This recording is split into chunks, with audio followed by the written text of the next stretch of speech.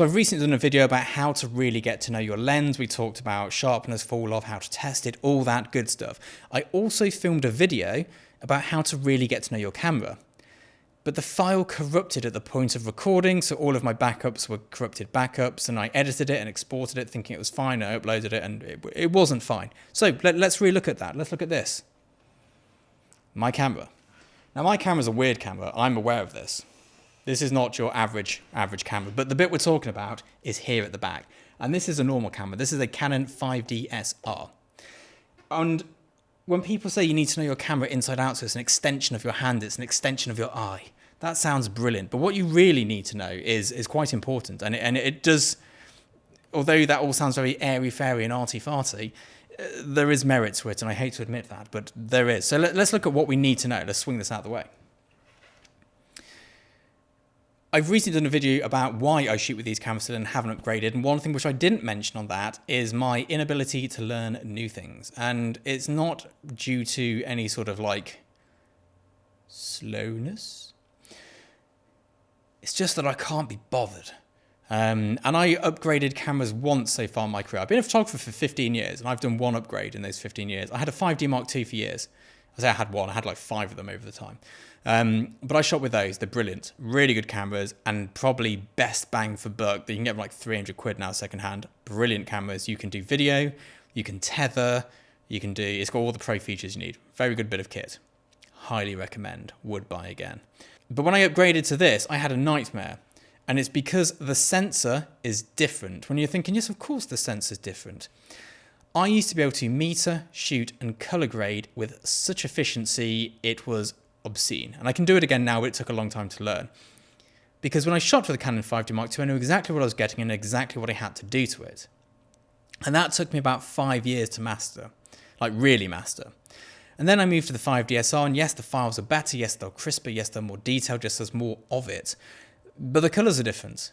And the dynamic range presented differently, and you had to meter slightly differently. And those things matter. Those things really take time to learn. If you've upgraded your camera more than once in 5 years, I guarantee you never mastered the camera you had before. There is no way, even if you're a full-time photographer, that you had time to master it, because all I do is take pictures. That is my jam. I am a photographer. This is just a side hustle. I shoot all the time, I grade all the time, we test all the time, we do commercial work all the time. Having to learn how to get the most out of a sensor takes experience, it takes trial and error, it takes practice, it takes going, well, if we, I use the zone system quite a lot. If we put this here in zone 7 and move this here, and can we then pull out more in this part here in post, or does that then damage the integrity of the lower shadows before black points? And what are we looking at here? All of that sort of stuff. That takes time. You need to spend the time testing your files, metering differently. Even if it's a case of you meter the scene perfectly, you go 1 stop underexposed, 2 stops underexposed, 1 stop overexposed, 2 stops overexposed, grade the files, see how the different colors respond to different levels of exposure. I expose a red scene very differently to a blue scene. Very differently. And it's important to know these things. Knowing that, yes, we can go on this camera here up to ISO 400, but you can't really go beyond that in studio work if you want good colors. I don't care about noise. I put noise in all my images anyway. But if you want good colors, because the ISO damages the color integrity. Knowing that on the 5D Mark II that 160 ISO is better than 100. Knowing that 320 is better than 100. Knowing that you can push to 320 to get those short flash durations and still get enough depth of field and still maintain good color quality and good detail. These things matter. These are the things that you have to learn about your camera. I know that if I want flash durations below 1/10,000th of a second, I'm going to need to use a PC sync cord, because the triggers and the camera, they're not enough. You miss that key part of flash and you'll get inconsistent flash in terms of exposure and color. These things matter. It's also little things like when you turn the camera into portrait, when the shutter's actuations have gone particularly high, you start to lose the ability to sync flash at really high shutter speeds. You suddenly go from 200th to 160th in portrait mode. And again, these things matter.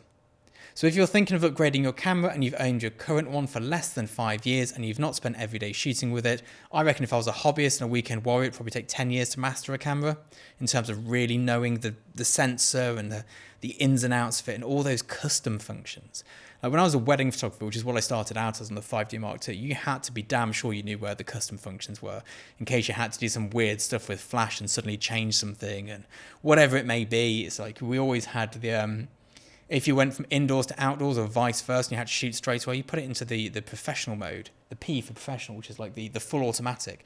But there's custom functions that you need in place so you know that your shutter speed, if you're outdoors, can hit the high speed flash, or if you're indoors, doesn't go below a 60th in terms of ambient light. And all these little bits, you need to know them. How to get your spirit level up, how to get the grid in place, how to get rid of the grid, how to let you see the scene on the live view in correct exposure rather than what the camera's actually seeing. All these little custom functions matter. This one here has a shutter delay.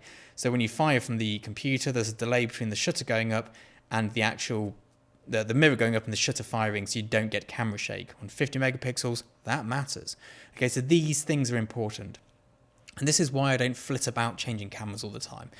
I mean, yes, we rent the Phase 1 backs, but by the time we're renting a Phase 1 back for a big job, we're renting a retoucher as well for the day. I say for the day, for the week.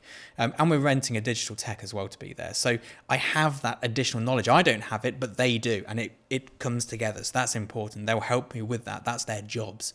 But when it's day-to-day shooting, this camera here, this 5DSR, for the foreseeable future is going to be what I'm shooting with, just because I know it inside out. It does enough. It does what I need. It's not perfect. It's not the best, but I can get the best out of it. I can do a better shot with this than with a Phase 1 because I know this better. Anyway, I hope this is of use to you. I hope you find this interesting. I'll see you all soon. Bye-bye.